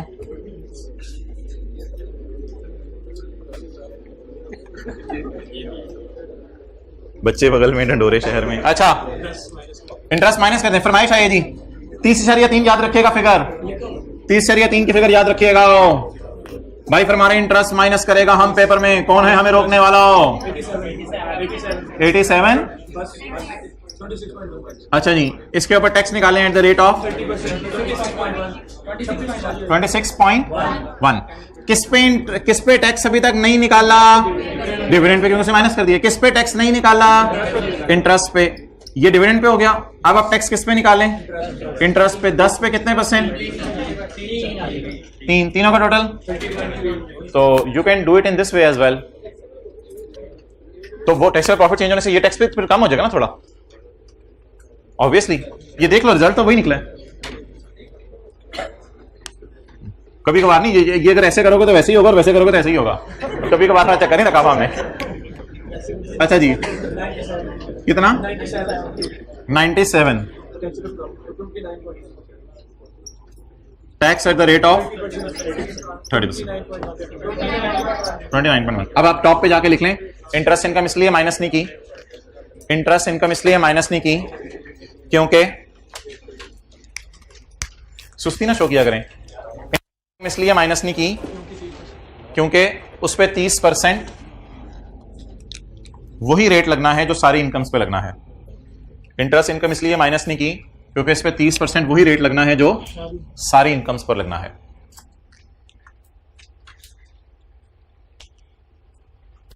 ओके, अब भाईजान कैरिंग अमाउंट टैक्स बेस वाली वर्किंग हमने पूरी करनी है और इसके बाद जो है वो हमने डेफर टैक्स का टी अकाउंट बनाना है, डेफर टैक्स का टी अकाउंट बनाना है। देखें जी इधर, देखें। अच्छा, आज ना मैं अभी लॉजिक नहीं समझा रहा, मैं इंशाल्लाह एक्सप्लेन कर दूंगा, मैंने काफी दफा कर दी हुई है। तो रूल 1 लगना है तीनों में रूल 1 लगना है। ये भी क्या है? एसेट। ये भी एसेट की कैरिंग अमाउंट टैक्स बेस से ज्यादा आ रही है, तो तीनों जगह रूल 1 लगेगा, 65 टीटीडी, 2 टीटीडी, 5 टीटीडी। लेकिन अनलकीली सवाल में लिखा हुआ है कि तीनों का डीटीएल अलग अलग चाहिए मुझे। सवाल में लिखा हुआ है, इधर देखें, compute the DTL DTA for each difference. तो ये अनलकीली फिर हमें डायरेक्ट इधर कैलकुलेशंस करनी पड़ेंगी। कितने परसेंट रेट है जनरल? टीटीडी के बेटे का नाम डीटीएल 0.6, 1.5, टोटल 21.6।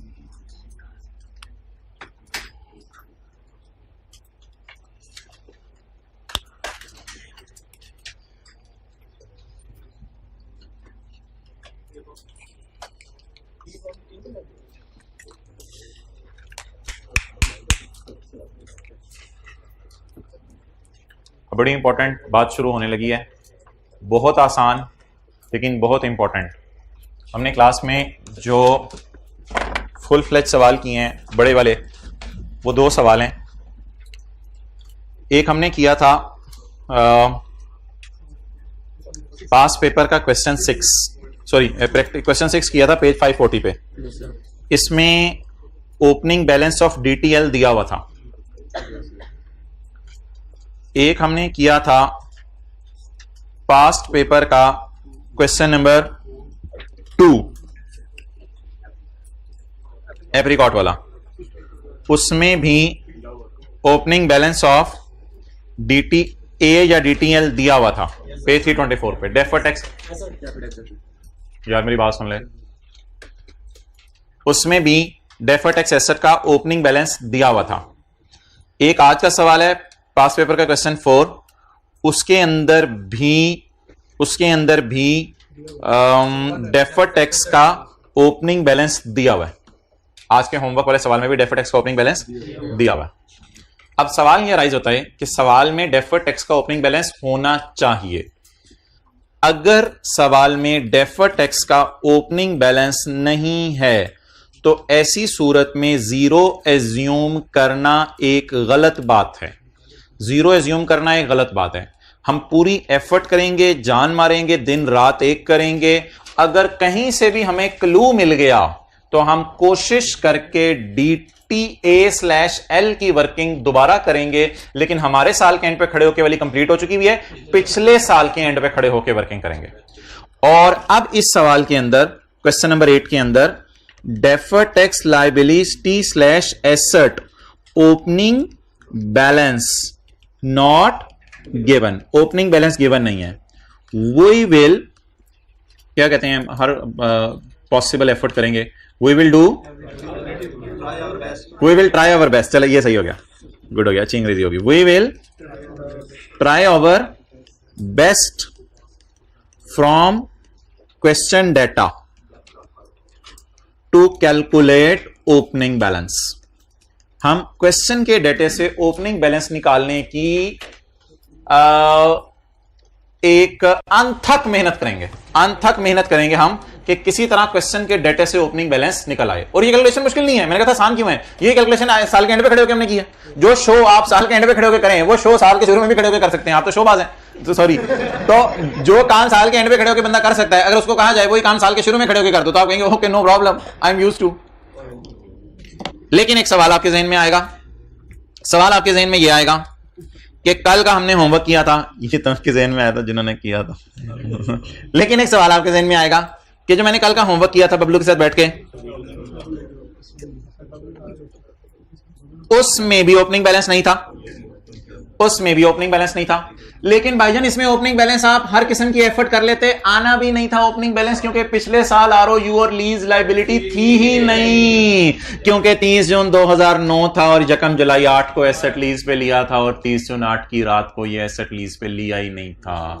तो पिछले साल के एंड पे ना आरओयू की बीवी थी ना लीज लाइबिलिटी की कैरिंग अमाउंट थी, तो इसका मतलब है ये लीज ही हमारे साल शुरू हुई है। तो हर किस्म की एफर्ट करके घर में ट्राई कीजिएगा। क्वेश्चन 8 में भी ब्रॉट डाउन डेफर्ड टैक्स का मिसिंग था, बट निकल नहीं सकता था क्योंकि जीरो एज्यूम नहीं किया था, एज्यूम नहीं किया था मैंने जीरो। ये जो आप लोगों ने होमवर्क में किया ना, ये जीरो एज्यूम नहीं किया, असल में हकीकत है कि वो जीरो है। क्यों जीरो है? क्योंकि ट्रांजैक्शन ही किस साल हुई है? इस साल हुई है। अच्छा, अब इसका आसान सा तरीका क्या है वो सुन लें जरा। इस सवाल में अब मैंने एफर्ट करनी है, और एफर्ट करके क्या करना है? एफर्ट करके मैंने कहा काम आसान है, काम तो मुश्किल नहीं है। वर्किंग नंबर 4, हेडिंग बताएं, deferred tax liability slash as on 31/12/17। 31/12/17 पे खड़े होकर कैलकुलेशन करनी है। 31/12/17 पे पीपीई की क्लोजिंग बुक वैल्यू 18 पे गिवन है, तो क्या 17 के एंड पे ये नहीं होगी इसकी बुक वैल्यू? तो क्या मतलब 150 और 100 अगर कैरी डाउन बीवियां डिफरेंट हैं तो फिर ब्रॉट डाउन बीवियां भी डिफरेंट हो सकती हैं। तो ब्रॉट डाउन बीवियां गिवन है, तो ब्रॉट डाउन बीवियां गिवन है तो उनका डिफरेंस फिर निकालें। ये पिछले साल के एंड पे खड़े होकर कैलकुलेशन करें। पीपीई की बीवी किन की? अब मैंने क्या कहा था, काम आसान है, कॉन्सेप्ट थोड़ा समझने वाला है लेकिन काम आसान है। जी बोलें। और ये ना पूछेगा कि किन सवालों में आप जीरो एज्यूम करते हैं। मैं किसी सवाल में जीरो एज्यूम नहीं करूंगा, हमेशा एफर्ट किया करेंगे और ब्रॉट डाउन निकालने की कोशिश किया करेंगे अगर ब्रॉट डाउन मिसिंग है। क्योंकि ऐसा हो नहीं सकता ना कि हमारे साल के एंड पे तो इतनी लड़ाइयां हो रही हों और पिछले साल के एंड पे कोई फड्डे नहीं है। फड्डे तो आहिस्ता आहिस्ता बनते हैं ना, और फिर खानदानों में पता नहीं कहां तक चले, तो कई सालों के फड्डे होते हैं। तो इसलिए ये नहीं कह सकते आप कैरी डाउन फड्डे थे और ब्रॉट डाउन फड्डे नहीं थे, ब्रॉट डाउन भी फड्डे ही थे। फड्डा निकालें कितना है? 100। दोनों की बीवियों का डिफरेंस 50।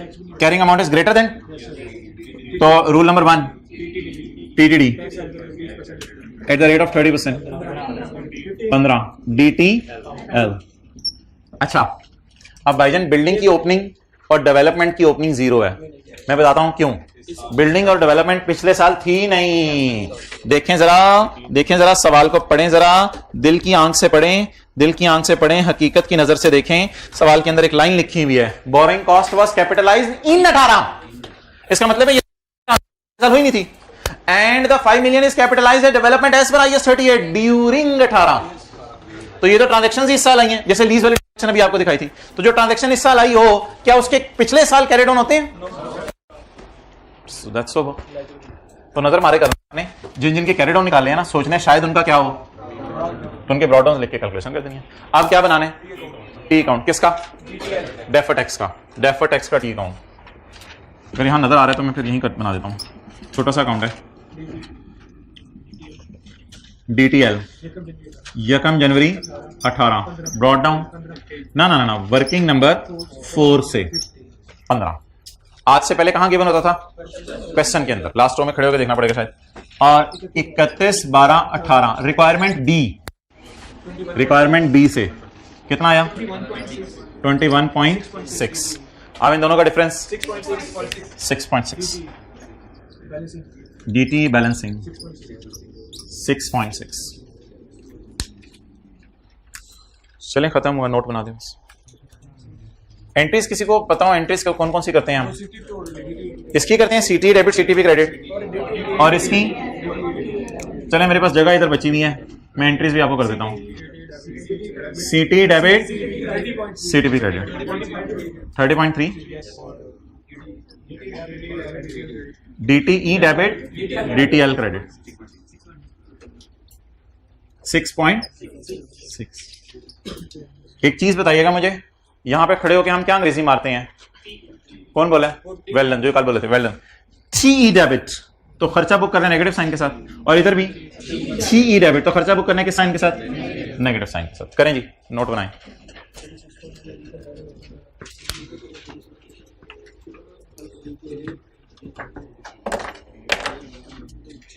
जिसका नोट टैली हो जाए वो हाथ खड़ा कर दे। हो गया टैली नोट? यार एक्सेलेंट। ये नोट में एक चीज अभी मैंने समझानी थी। हाँ दिखाओ। अच्छा कैलकुलेटर पे बना लिया, वेल डन यार। उस क्लास वाले जरा हाथ खड़ा करेंगे नोट बन गया तो। Well done. एक फर्स्ट रो में और एक लास्ट रो में।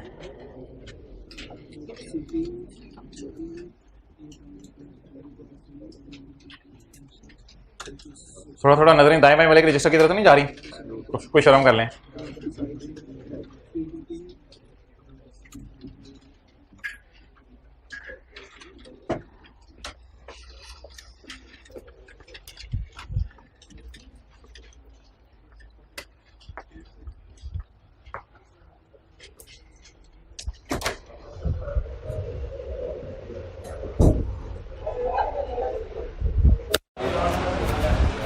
पढ़ लो कोई किताबें खोल के।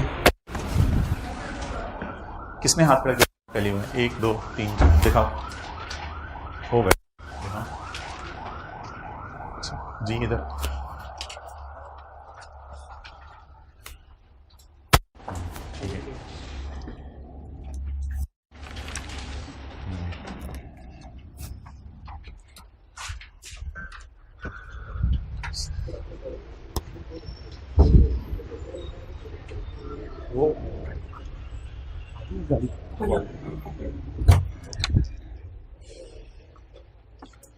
अच्छा ये चीज जो नोट में है ये तो मुझे समझानी पड़ती है, लेकिन बहुत से लोगों ने इसको खुद ही कर लिया, बड़ी बात है।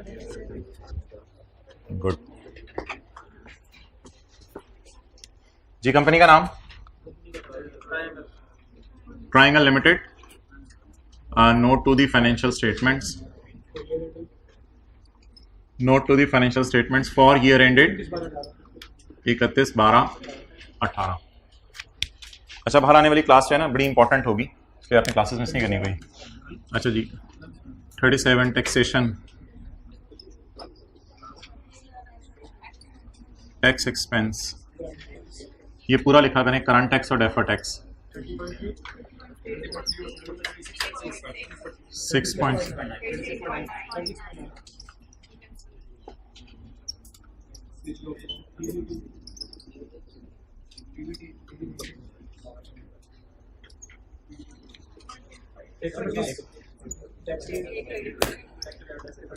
अच्छा एक बात याद रखिएगा, यहाँ ना हमेशा आपने जनरल रेट उठाना है। कुछ बच्चे को अपनी साइंस मारते हैं, यहाँ कोई और रेट उठा लेते हैं, 30 20 चक्करों में पड़ते हैं। नहीं, यहाँ हमेशा जनरल टैक्स रेट उठाना है। कितने %? 30%। इस फॉर्मेट को नहीं बदलना आप लोगों ने, यहाँ 30% लगाना है।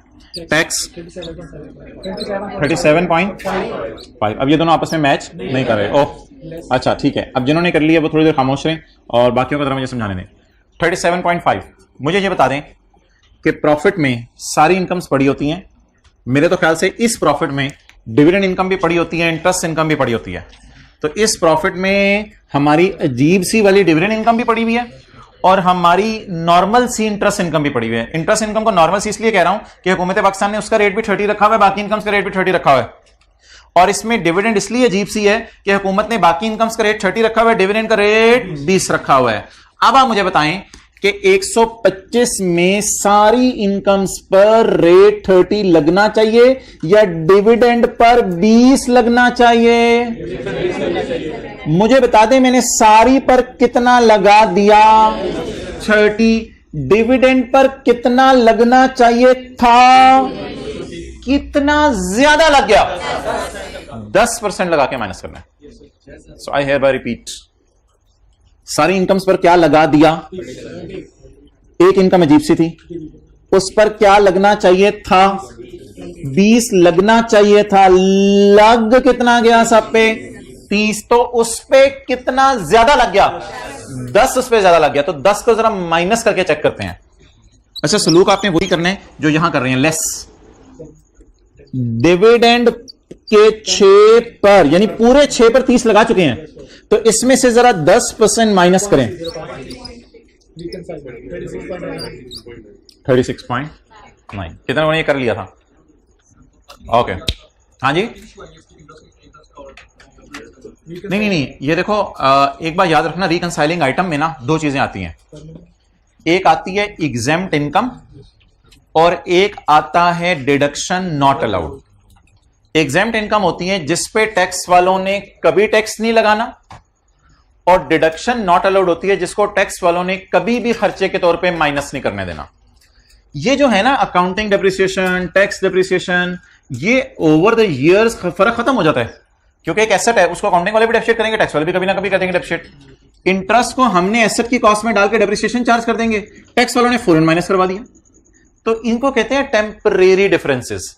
टेम्परेरी डिफरेंसेस कभी इधर नहीं आते, इधर कौन से डिफरेंसेस आते हैं? लेकिन आज एक और चीज हमने देख ली परमानेंट डिफरेंस के अलावा है, वो परमानेंट डिफरेंस जैसी ही कोई चीज है लेकिन वो पूरी एग्जेम्प्ट नहीं है। कितने परसेंट एग्जेम्प्ट है? 10%, 20%। हाँ 20% उसका रेट है, और माफ कितनी थी? 10% थी। तो जितनी एग्जेम्प्ट थी उतना हमने जो है वो इफेक्ट इधर निकाल लिया। तो सोचा क्या करेंगे, सब पे कितना रेट लगना था, डिविडेंड पे कितना लगना है, कितना लगा दिया, कितना ज्यादा लगा दिया, 10%। तो ये लिखें पे 10% ज्यादा रेट लगा दिया था, यहां 30 में डिविडेंड पे 10% ज्यादा रेट लगा दिया था, वो माइनस कर दिया।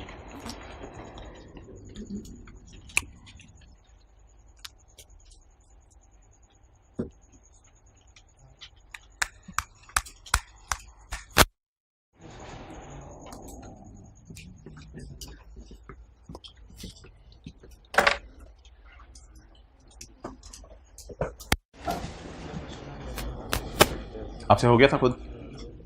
ओके।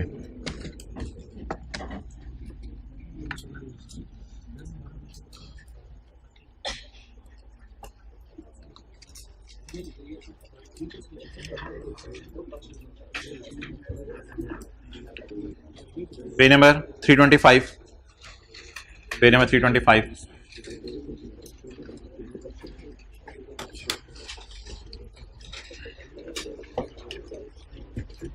भाई इसकी रिक्वायरमेंट नोट बनाना नहीं है, इसकी रिक्वायरमेंट है करंट टैक्स कंप्यूट करना है और डेफर्ड टैक्स। नोट बनाने के चक्रों में ना पड़िएगा। और एक बार याद रखिएगा, कई दफा सवाल के अंदर कोई ना कोई मसला होता है जिसकी वजह से नोट मैच नहीं करता। वो मसला क्या होता है कि दफा सवाल बनाने में ही एरर होती है। तो एक दफा अपने सवाल बनाए, उनके बीडी में एरर थी जिसकी वजह से नोट टैली भी नहीं करते। तो जबरदस्ती नोट बनाने के चक्कर में नहीं पड़ना आपने, सिर्फ क्या निकालना है, सीटी और डीटी, यानी रिकॉन्सिलेशन से ऊपर ऊपर वाली बातें इसने मांगी हैं। सीटी और डीटी मांगे, जिसकी हम एंट्रीज करते हैं सीटी डेबिट और डीटी डेबिट, बस ये दो फिगर्स उसने मांगी हैं। अच्छा जी, सेल आ रही है, कॉस्ट ऑफ सेल आ रही है, ग्रॉस प्रॉफिट आ रहा है, एक्सपेंसेस आ रहे हैं, एक्सपेंसेस माइनस करके ना इसने प्रॉफिट निकाला हुआ है, इसका नाम इसने ऑपरेटिंग प्रॉफिट रखा हुआ है। फिर इसके बाद अदर इनकम आ रही है, profit before interest and tax आ रहा है। इंटरेस्ट कोई होगा नहीं, सॉरी टैक्स कोई होगा नहीं फिलहाल, अभी आपने इंटरेस्ट माइनस किया तो प्रॉफिट बिफोर टैक्स आ गया। अगर ये टैक्स है, सॉरी अगर ये इंटरेस्ट है तो ये profit before interest and tax है, और जब प्रॉफिट बिफोर टैक्स में से हम टैक्स माइनस कर देंगे तो प्रॉफिट आफ्टर टैक्स आ जाएगा। बहरहाल ये सारी ऐसी कहानियां थी फजूल, हमने पीबीटी से सवाल शुरू कर देने। ऊपर वाले डेटे की कोई लिफ्ट ही नहीं कराना आपने, जारी रखें वो बकर, ऊपर वाले डेटे को आपने लिफ्ट नहीं कराना, आपने सवाल कहां से शुरू कर देने, पीबीटी से। अच्छा, कोई एक्सपेंस है जो पेनल्टी है, इसको आप देख लेंगे खुद ही आगे। कंपनी ने प्रोविजन बनाई है ग्रेचुटी की और एक्चुअल पेमेंट्स ग्रेचुटी की ये हुई हैं, इसको भी देख लेंगे। अच्छा, ये लीज को चेक कर लेंगे, लीज इंटरेस्ट डेप्रिसिएशन ऐड करके रेंटल माइनस करेंगे। इसके बाद ओन्ड फिक्स्ड एसेट्स हैं, इसकी भी देख लेंगे, अकाउंटिंग एक्सपेंस टैक्स एक्शन, बल्कि ये वही वाला डेटा ऑलमोस्ट हमने सवाल में से देखा है। अच्छा, इसके बाद कैपिटल वर्क इन प्रोग्रेस में कोई 2.3 मिलियन का कैपिटलाइज हुआ है इंटरेस्ट वगैरह, ये भी देख लेंगे। और डेफर्ड टैक्स एसेट का ओपनिंग बैलेंस है और प्रोविजन का ओपनिंग बैलेंस है, ये भी देख लेंगे। और उसके बाद 31 दिसंबर 7 यानी पिछला साल कोई पुराना लॉस आ रहा है, भाई कह रहे हैं सारा देख लेंगे, तो फिर मैं इधर जो है वो अच्छा तो करना है।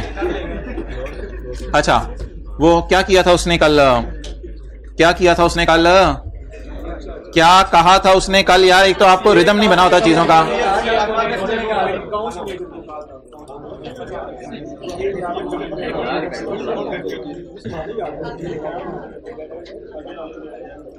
किस बबलू को क्या कहा था,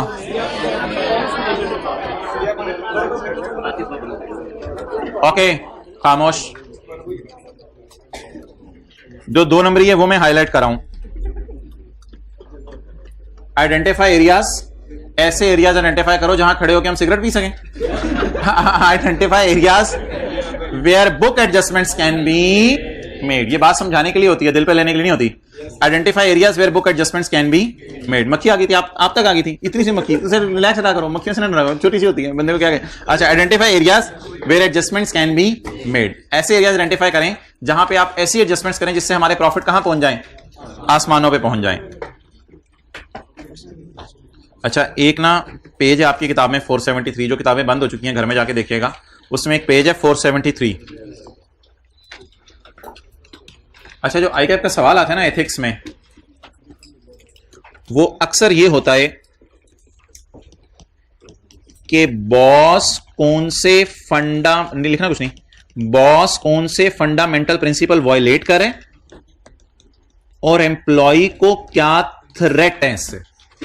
पेपर में ये बात होती है, पेपर में ये बात होती है कि बॉस कौन से फंडामेंटल प्रिंसिपल वायलेट कर रहा है और एम्प्लॉय को इससे क्या थ्रेट है।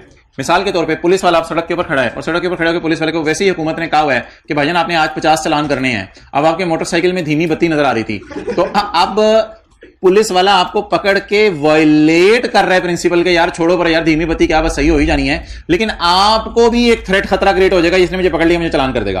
तो जब कोई बंदा एक्शन कर रहा हो तो अगले पे रिएक्शन हो रहा होता है, every action has a reaction.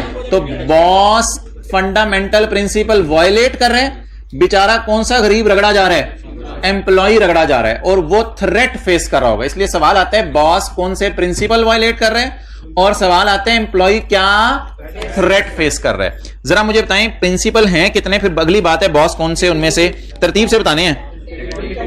Integrity, objectivity, professional competence, confidentiality, professional behaviour. और थ्रेट्स कौन से हैं?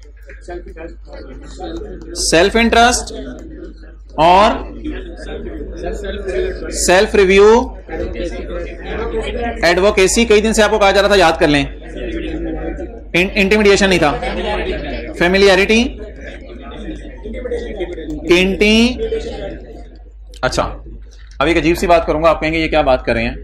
जिस तरह कोड ऑफ एथिक्स बने हैं ना पाकिस्तान में या पूरी दुनिया में, वो लोग कहते हैं कि आप लोग जज ना करो कि इनमें से कौन कौन से लगाने हैं। बच्चे गलती ये करते हैं, पेपर में जज करने बैठ जाते हैं सिनेरियो पढ़ के। ये आप कहेंगे सर या तो इलॉजिकल किसी को बात करने लगे, हाँ मैं लॉजिकल बात करने लगा, आपको पसंद आए ना आए वो आपकी मर्जी है। बच्चे पेपर में सिनेरियो पढ़ते हैं, सिनेरियो पढ़ के ना खुद अकल लगाने लग जाते हैं, कौन कौन से प्रिंसिपल वायलेट हो रहे हैं, ये भी हो रहा है, ये भी हो रहा है, करते करते खैंच तान के पांचों ही हाईलाइट कर लेते हैं, पांचों ही हो रहे हैं। खैंच तान के ना चीजें तो फिट हो ही जाती हैं और थ्रेट भी 2-4 लगा ही आते हैं। ये गलती नहीं करनी आपने पेपर में। भाईजान कोड ऑफ एथिक्स कहता है कि मैं आपको बताता हूं क्या क्या हो रहा है, इसलिए इसको आप समझ लें आपने क्रैम करना है। जब भी बॉस एम्प्लॉय को गलत काम करने को कहेगा, आज मैं एक सिनेरियो आपके सामने पुट करने लगा हूं, दूसरा सिनेरियो फिर किसी दिन पुट करूंगा। जब भी बॉस एम्प्लॉय को गलत काम करने को कहेगा, आपने सिर्फ ये वाले फंडामेंटल प्रिंसिपल्स को हिट करने और इसको आपने हिट करना है, इंटिमिडेशन थ्रेट। जब भी बॉस एम्प्लॉय को गलत काम करने को कहेगा, बॉस में इंटेग्रिटी नहीं है, बॉस न्यूट्रल रह के बात नहीं करा, इसका मकसद है स्टॉक एक्सचेंज में लिस्ट करवाना अपने आप को। प्रोफेशनल बिहेवियर था, ऐसी हरकत नहीं करनी जिससे प्रोफेशन के नाम पर धब्बा आए। एम्प्लॉय हमेशा ही बॉस के बड़े होने के थ्रेट में होता है, इस थ्रेट का नाम हमने रखा था। और अगर बॉस ऑफर कर दे इसे कि तुझे बोनस भी दूंगा, तो फिर कौन सा थ्रेट। लेकिन प्लीज इसकी तस्वीरें लेने की जरूरत नहीं है, ये पेज 473 है, 473 है। हौसले से 1 मिनट से मुझे दे दें। Both boss and employees are, boss said to employee to make journal entries to achieve a desired objective. Boss is in breach of following fundamental principles: integrity, objectivity, professional, doing an action which discredit the employee faces following threat. Boss का खौफ, note, if some incentive is given as well to employee, then also write down। अब please in rules ने खुद नहीं लगाना, इन rules के भी rules बने हुए कि किस सिनेरियो में कौन सा रूल लगेगा। तो इन सिनेरियो में, ये सिनेरियोस कल मैं 4-5 पढ़ूंगा कि बॉस एम्प्लॉय को कौन कौन से काम करने को कह सकता है। अगर बॉस एम्प्लॉय को ये काम करने को कहे तो ये वाले फंडामेंटल प्रिंसिपल वायलेट हो रहे हैं, किताबें बंद, और ये वाला थ्रेट्स फेस कर रहे हैं एम्प्लॉय। जाएं, आपका मूड नहीं होता आखिर में।